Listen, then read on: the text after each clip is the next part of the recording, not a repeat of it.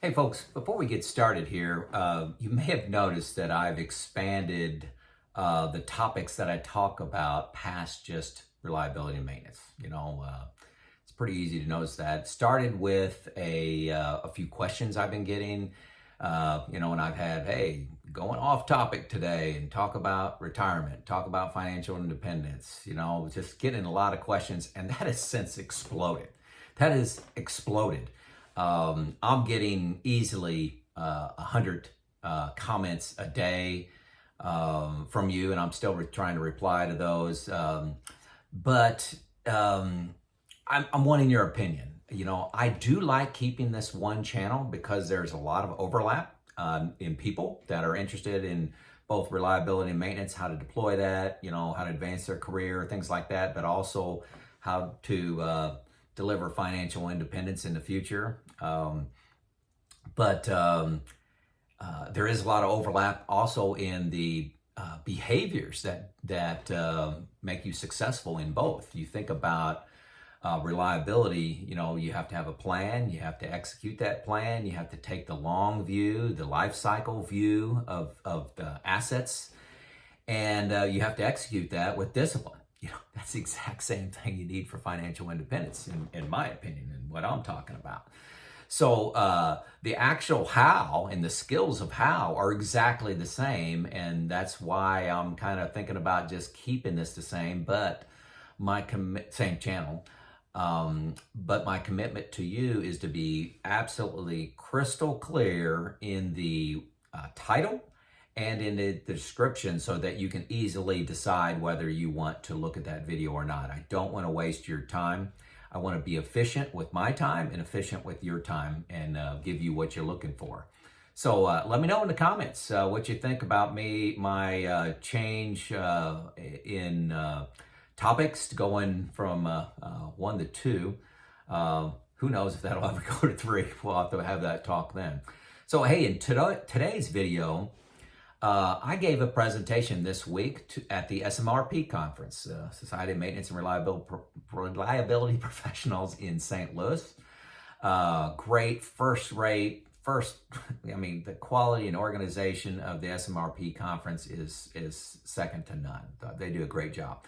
My title of my presentation was 4 Fatal Flaws with Creating a Reliability Culture, all with one solution. So that's what I want to talk about today. The solution is free, it's simple, and you can begin implementing it on Monday. How many times do you hear that? It's absolutely free and quick to implement. I'm just going to cover the highlights today in this video. If you want the presentation, I got it in PDF format. Send me an email to the email address below, and I'll send it to you. No worries at all. Okay. This is Joe Kuhn of Lean-Driven Reliability, bridging the gap between best practices that you should be doing. Can't figure out how to get it done in your culture. You'd like a few tips from Joe. Okay, 4 fatal flaws. And this is from the eyes of a plant manager, senior leader in a company that can see many facets, not just the reliability and maintenance facet, but also production, also the business expectations, the safety expectations, the values we've got. So looking at this whole ball, what are the 4 fatal flaws that I see and how do you fix it? How have I fixed it at my company, in my plants, and what I tried to leave at the plants when I moved on to other things. So, number 1. Plant managers do not grow up on the factory floor. You look at plant managers and they're smart people. But there's been a change in the last 20 years. Many of them have MBAs. Many of them came through sales. They came through marketing. They came through quality. They never worked on the floor. Completely different than, just as an example myself, I started off as an engineer, I was a frontline supervisor, I was a department manager, several times, and then became a plant manager. My whole career was in a factory. Every job I had, I wore work boots to, I wore FR clothing to, okay? And these plant managers, they invest in what they know. And I'll just be blunt, most of them are afraid of reliability. They don't understand it. Unfortunately, some of them still expect to be the smartest person in the room, and when they go into the maintenance shop, they're out of their element, so they don't go in the maintenance shop. So they sponsor reliability with an email. So we gotta work on that. How do we fix that? So I got a solution for you. How do you address the fear of the unknown by your plant manager that wants to invest their precious resources in something that'll make a difference, and that thing that they want to invest in most likely is something they know. And if they don't know reliability and maintenance, you're behind the eight ball right away. Okay, plant managers that face that reality. It's a fatal flaw right now in manufacturing plants. Number 2, business expectations. As a plant manager, you're expected, if you're lucky, you have to make quarter over quarter improvements. So your results, your financials, and your performance, your KPIs that you're tracking, you need to show quarter over quarter performance.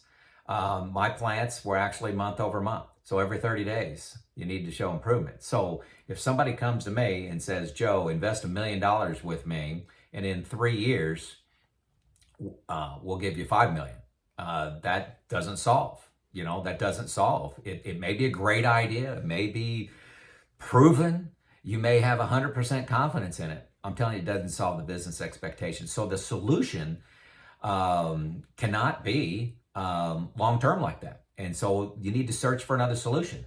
And I'm going to give it to you. Number 3, there's a tool deployment focus by consultants and in industry right now, and it's been proven in the past, a tool. So, hey, we got 27 tools for you. We got 30 tools. We're going to create this roadmap. We're going to deploy all these tools. We're going to deploy all these tools, and we're going to wait 3 to 5 years because it takes a while. It takes time. How many times? It takes time. You put these things in place. Reliability and maintenance takes time. No, it doesn't. It takes time if you randomly deploy tools and hope that that the financials get better. If you hope, okay, so it doesn't have to be that way. It works. But it works over 3, 5, 10 years. It doesn't work, in weeks or months or even 1 year, because it's a tool deployment focus. And what I mean by tools is let's teach planning and scheduling. Okay, let's teach root cause analysis. Let's teach how to conduct a planning meeting. Let's talk about roles and responsibilities. Let's get all these elements in place. How to work execution. Let's get that in place. There's all these tools that are great. They are great best practices. But if you randomly deploy them at your plant, your results are going to be way in the future. And by then, the plant manager's already fired. Let's just, we're already off on some agenda. There's a new flavor of the month coming down from corporate. There's another initiative. There's another capital project we're putting in that's going to take all the resources. We're going to replace our EAM or our CMMS system, and that's going to take all the resources. Let's just face it. That's reality. How many times have you had your reliability effort put on pause? Which doesn't work. Okay, so that was number 3. Tool deployment focus. Number 4 is leadership people do not know reality. Okay? And what I mean by that, they know KPIs, they have opinions, they have experience, they get together in conference rooms, they have a problem, hey, our maintenance budget's going up 10% a year. We sit around, we brainstorm that, we come out with answers, we bring them out on our stone tablets and say, this is what we're going to do the next year to solve this problem, without knowing reality, okay? Not knowing what is really happening. KPIs can be manipulative, manipulated, sorry about that. They can be manipulated so easily and innocently that totally bias what the direction you're heading in. And so what do you do about that?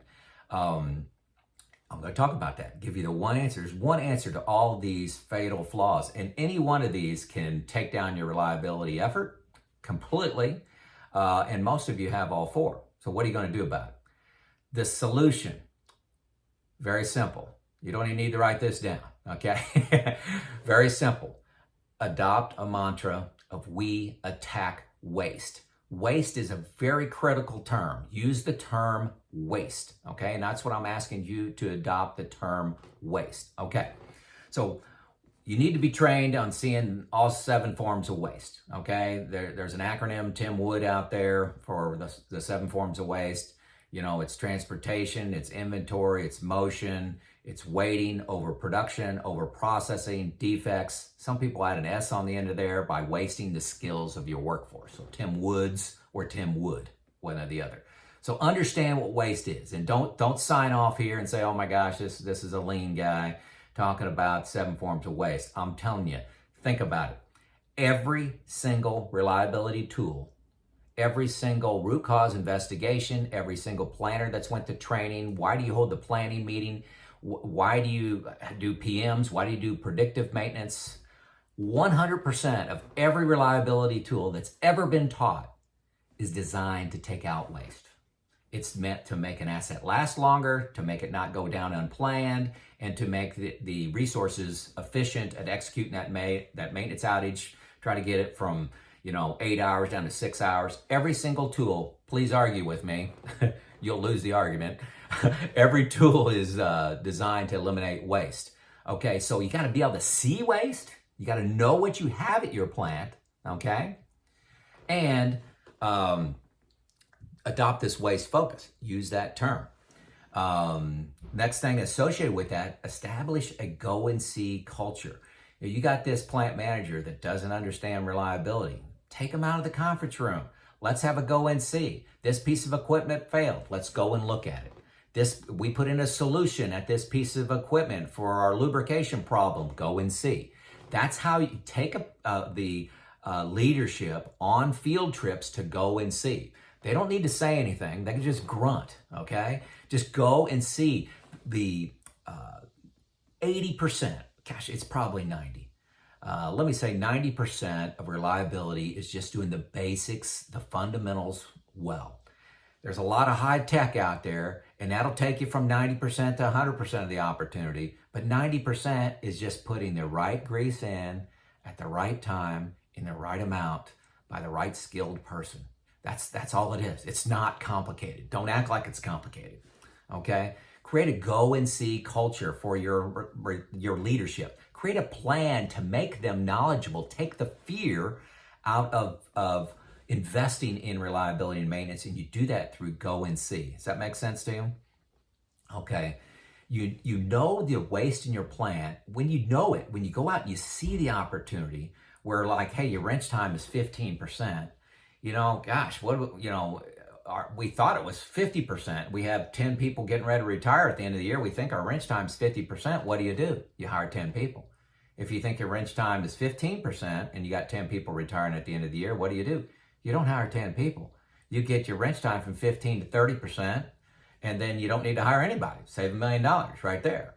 Okay? So that's just an example. You go through a PM optimization. You look at your PMs, and from observation, you're out there looking, and you're saying that this PM's not based on failure mode. We got 2 mechanics assigned to this for 8 hours. It took 1 mechanic 1 hour. Why? We're just wasting people. Okay? From attacking the waste that you see, you create credibility. Okay? And from that credibility of saving money, having shorter outages, impacting production, impacting quality, impacting safety, from that position of credibility, you demand, actually what happens is investment from the leadership comes to you. I have been asked, this literally happened to me. Hey, Joe, you guys have saved $2 million so far. What can I do? How much more seed money do we need? Do you need more people? Do you need more money to have this go faster? This is reality, folks. Instead of trying to convince the leadership from poor credibility, hey, we're not using our people well, we've got 15% wrench time, we're 90% unplanned work, we don't do anything well, you have no credibility, give me money. Guys, you have to establish credibility first. It has to be first, okay?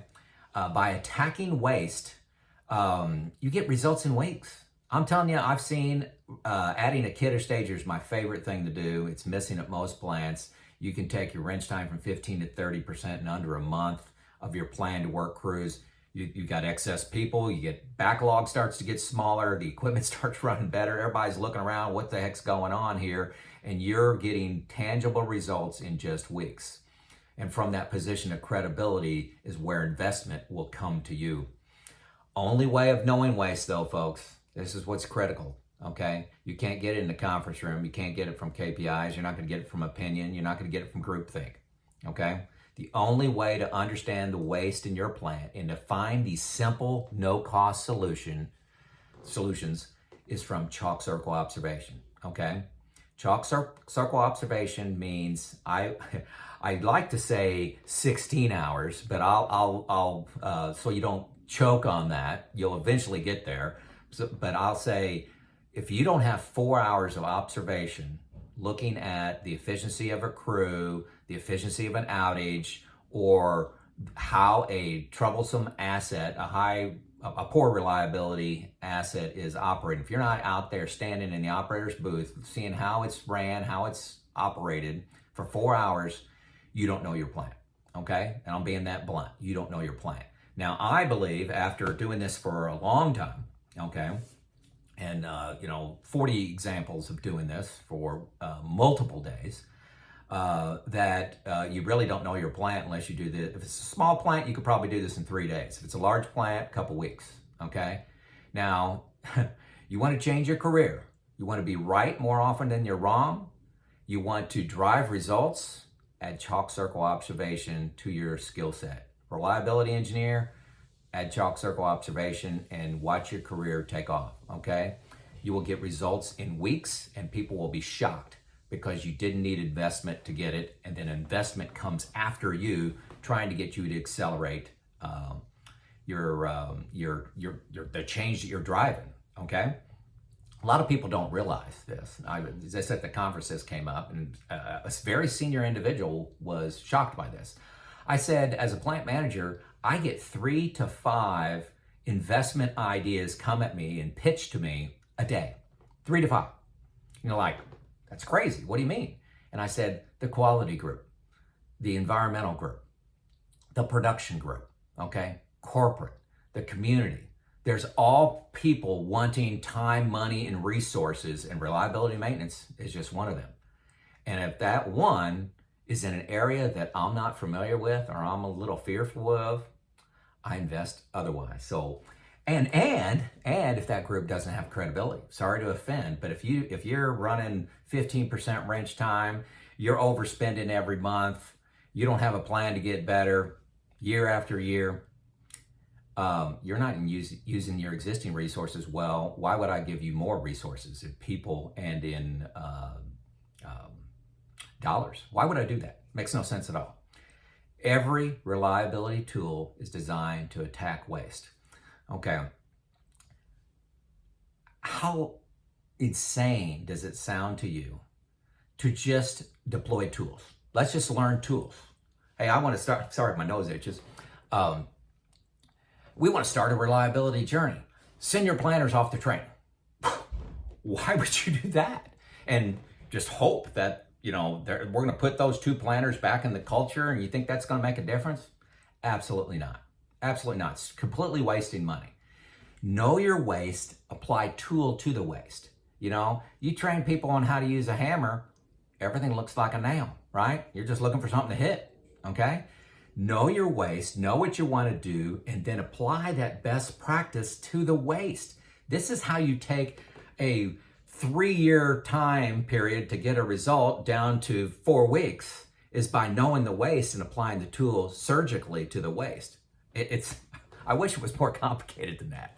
I'd make more money if it was. But it's really very, very simple. It's insane, folks, what we're doing.